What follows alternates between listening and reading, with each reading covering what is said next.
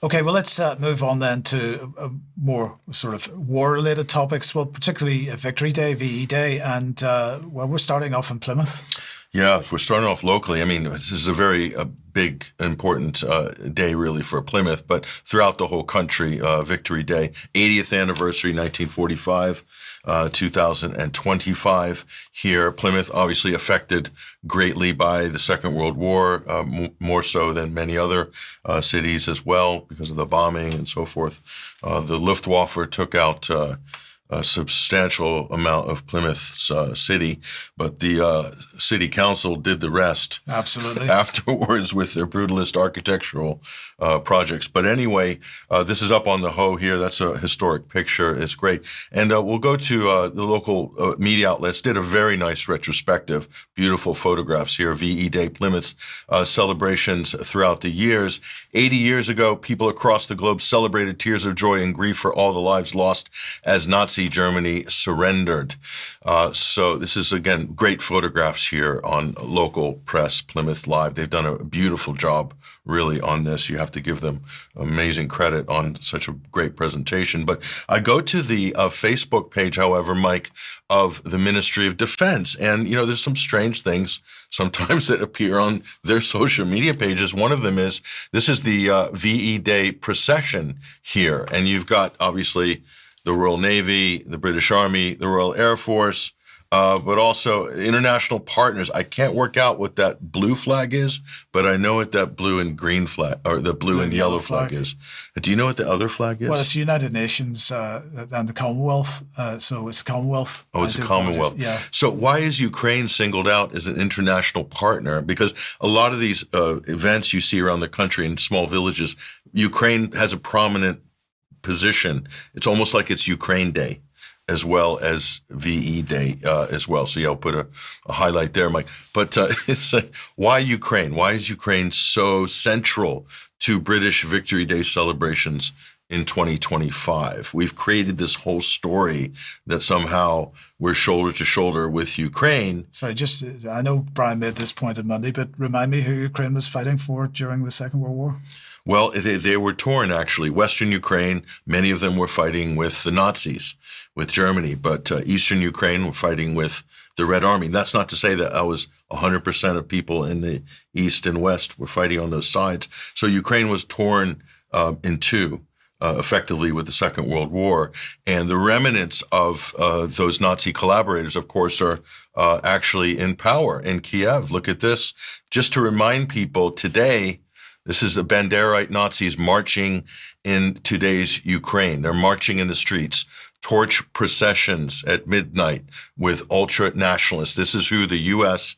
and the U.K. and NATO are backing in Ukraine. These are the direct descendants of Stefan Bandera. So they're erecting statues to Nazis and they're tearing down memorials to the Second World War, Victory Day memorials that shows what the Soviet Union, the Red Army, lost in defeating the Nazis during the Second World War. So it's a very confusing time, isn't it, Mike, for the West, especially for Britain and France, having really cast their lot with this ultra-nationalist, Nazi-leaning regime in Kiev, with Zelensky kind of at the head, serving at the pleasure of the ultra-nationalists, effectively. I mean, this is how informed, intelligent commentators are seeing it, as well as honest historians. But we have mainstream media who are seeing a different story, unfortunately. But let's go over to Moscow here. And the scenes in Moscow for Victory Day, arguably third biggest holiday in the country after Christmas and Easter, is Victory Day. Big 80-year anniversary. But look at this, Zelensky basically has threatened to world leaders, don't go to the parade in Moscow. That's what Zelensky did this week. Robert Fico there, you saw earlier from Slovakia, the PM, he basically slammed Zelensky for this. How dare you threaten world leaders? And he's saying, you're not threatening me, he said. You're threatening the president of Brazil. You're threatening the president of China, President Xi. And so it really, I think this was a very bad move by Zelensky from a public relations point of view. Even he accused Russia of staging a false flag on VE Day. So if he did it, he would have blamed it on Russia, basically. I mean, this guy, there's Lula there from Brazil with Xi. So they weren't deterred by Zelensky's threats, were they? But imagine if they made those threats against the United States. What would have happened? Right. I mean, it's not safe to go to Victory Day in Washington. Anyway, that's the situation Russia's in. There's Fico there basically tearing strips off Zelensky and the Ukrainians for this. So hats off to the Slovak. Obviously, he survived an assassination attempt, arguably related to this very issue, Mike. Right. So I just find it to be very rich, this kind of embracing of Ukraine, especially when they're behaving like this on the international stage, threatening to kill the presidents of China and Brazil if they show up to Moscow for Victory Day. I mean, it's unbelievable. Where is the condemnation from British heads of state, from French, from European, from von der Leyen, from the U.S. head of state? Trump didn't say anything against this. Right. I mean, it would have been great if the U.S. sent a representative to the Victory Day, but that might be a bridge too far. So anyway, a lot to say, and again, a lot to deal with here. There's some pictures there. Obviously, there's the lineup, some world leaders. Again, the pageantry.